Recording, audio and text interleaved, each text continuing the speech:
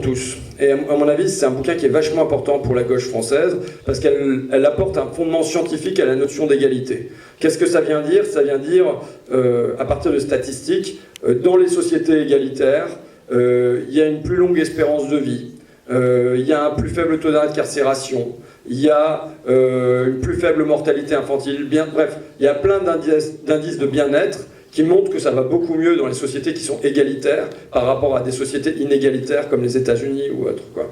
Donc, moi, ce bouquin, il fait 500 pages, il est écrit dans un langage académique avec des tas de statistiques et puis tout ça, donc un peu difficilement accessible. Essentiel, mais difficilement accessible. Donc je me suis dit, il faut vraiment que je trouve le moyen de vulgariser ça. Donc je suis allé rencontrer Richard Wilkinson en Grande-Bretagne, et j'ai fait un entretien avec lui, sérieux et tout, et puis à la fin, je revais ce costume qui me rend crédible auprès du dirigeant du capitalisme français, quoi. Et je lui dis, ben voilà, moi j'ai un but dans la vie, c'est la réinsertion de Bernard Arnault. Bon, parce que vous l'avez vu dans le film, il a l'air triste, non, je sais pas ce que vous en pensez. Mais il y a un truc qu'il faut se dire, c'est que moi je suis plus heureux que Bernard Arnault. Et je pense que vous êtes un certain nombre dans la salle, au fond, à être plus heureux que Bernard Arnault. Donc déjà, c'est quand même une première forme de vengeance, quoi. Bon.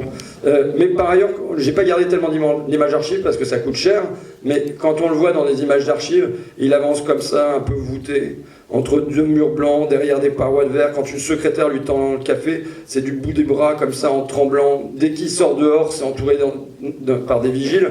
Bref, sentiment d'un grand isolement social, vous voyez. Et donc, moi, je devrais ouvrir à sa réinsertion. J'explique ça, et puis, alors là, je pense qu'on est tous d'accord sur ça, sur ce projet.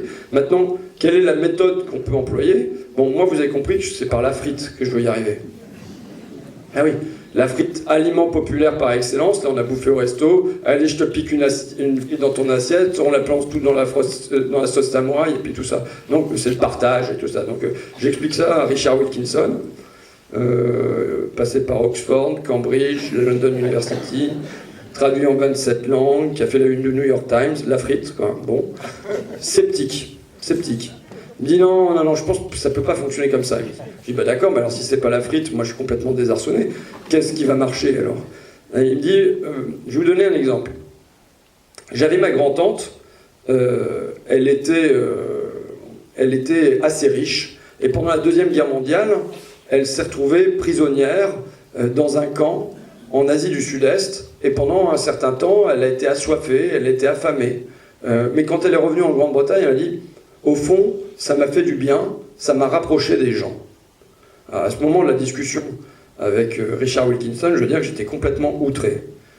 Pourquoi? Qu'est-ce qu'il me conseillait?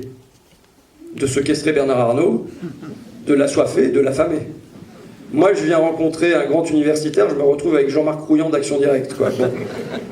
Alors je lui dis, non mais ça va pas, c'est violent, moi vous avez vu ce qu'il y a marqué sur mon t-shirt, c'est love, c'est par l'amour que je veux le réinsérer. Moi, il dit d'accord. Je vais vous donner un deuxième exemple. Dans les sociétés préhistoriques, elles étaient extrêmement égalitaires. Et quand il y en a un qui commençait à se la péter un peu trop, il mettait en place ce que lui appelle des stratégies contre-hiérarchiques. Alors la première stratégie contre-hiérarchique, c'était l'humour. C'était le rire. On se moquait de la personne. En un sens, c'est ce que vient faire ce film. On se moque de l'oligarchie en la dégonflant comme une baudruche et en espérant que comme ça, elle va remettre les pieds sur le sol. Bon. Quand l'humour, quand le rire, la moquerie ne marchait pas, la deuxième solution, c'était l'exil. Vous voyez tout de suite le problème que ça pose avec Bernard Arnault. Ouais, parce que fiscalement, en tout cas, il s'est déjà exilé tout seul. Alors bon. Et il me dit, la troisième stratégie contre-hiérarchique, c'était le meurtre. Alors vous voyez, à nouveau complètement catastrophé.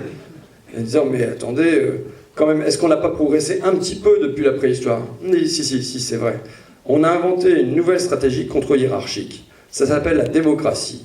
Sauf que cette démocratie, il faut la faire fonctionner. Voilà le rôle qui, me semble-t-il, nous est et vous est dévolu.